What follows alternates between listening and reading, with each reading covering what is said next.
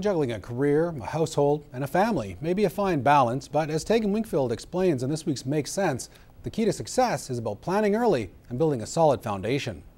Holding on to a family budget can sometimes feel like sand is slipping through your fingers, but it's not completely impossible as long as you follow a few important steps to help guide you along the way. The best piece of advice I can give is to start early, because there's so many life stages that we cannot plan for, whether it's a new baby, a new job, or new debt. The sooner you can start, the easier it will be to see how that will impact your financial plan, and then put plans into place to make those changes viable to you. Finding a balance is the best way to manage your finances. The best tool would be to have a budget. The best piece of advice I could give there would be take a look at what you bring in and what you spend. So keep a 3-month record of all your receipts to find out where you're spending your money. That way you would be able to see if you can cut some of those expenses out and where you can be saving. Life has many unexpected turns. To maintain a safe financial situation for your family, make sure that you have a solid foundation beneath you. Well, take a look at your financial situation as a house. Every house needs a foundation, and in order to keep your house from falling down, you have to have the right products in place for the foundation. So in order to keep yourself secure, build the foundation first, and the best tool for that would be insurance. You are your best asset, and whether or not you're appropriately protected will depend on if your house is going to come crashing down on you. For this week's Make Sense, I'm Tegan Wingfield. Global Property Inspections is your home and commercial building inspection company. Gain a thorough, unbiased, confidential, and professional inspection. Global Property Inspections. When the weather warms up, motorbikes start hitting the roads, adding one more thing drivers need to look out for. July's Motorcycle Safety Month is an initiative between the RCMP and Alberta Transportation to make sure everyone has safe journeys this summer. Kathy Lee passes on the message riders want to get out to you. When Randy Cooperwaite isn't driving his work van, this Harley is how he gets around.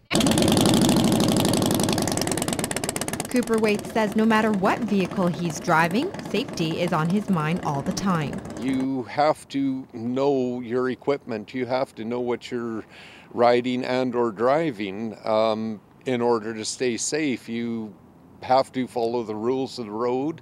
Because they can't control other drivers on the road, riders are more vulnerable to running into close calls. Like I've been down actually here in this parking lot once because somebody came whipping through, didn't see me, I was turning, actually come to a bike night gathering, and I was turning at that yield sign just over there, and somebody just came flying, didn't even notice. With the number of bikers on the road this summer, July has been coined Motorcycle Safety Month for both driver and rider. Focus on the safe driving habits of not only motorcycles, but as well as the motorists who are encountering the large increase in the number of motorcycles given the dry weather and the drier roads. It's an initiative between the RCMP and Alberta Transportation that cracks down on drivers not giving riders enough space, but as well is to deal with any of the driving concerns or unsafe driving habits where we see motorcycle operators be performing.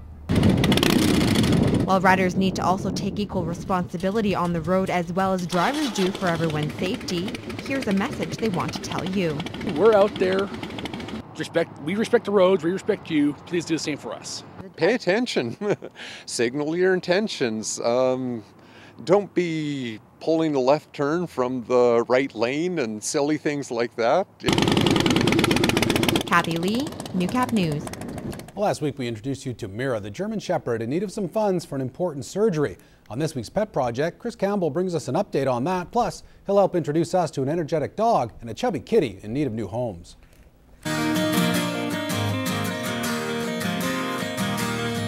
Hi and welcome to another edition of Pet Project. I'm here with Jennifer at the Lloydminster and District SPCA. Jennifer, who do we have right here? This is Addie. Addie came into us not from the best circumstances, but that's in the past now, and she's looking for a new home. She came in with 4 other dogs who've all been adopted. We held on to Addie a bit longer just to work on her socialization, but she has completely come out of her shell and is doing wonderfully and is now looking for her forever home. She basically is a very sweet, loving, smart, and energetic girl.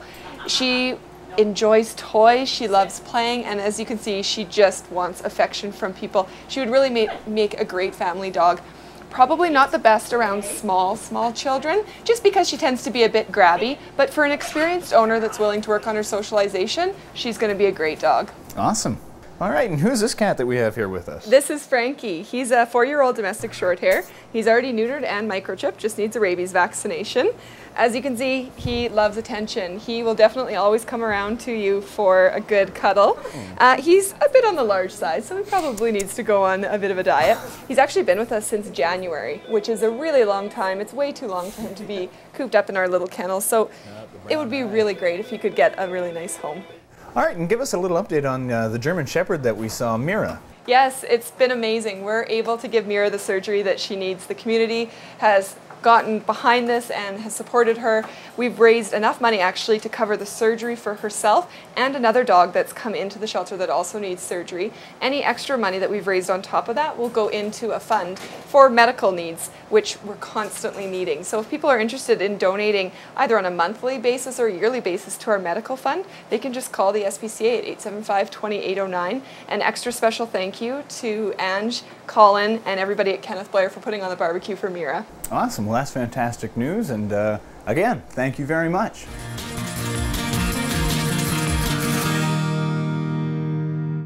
The Pet Project is sponsored by Quick Pick Waste Disposal. Locally owned and operated and serving urban, rural, and industrial customers in Lloydminster and region.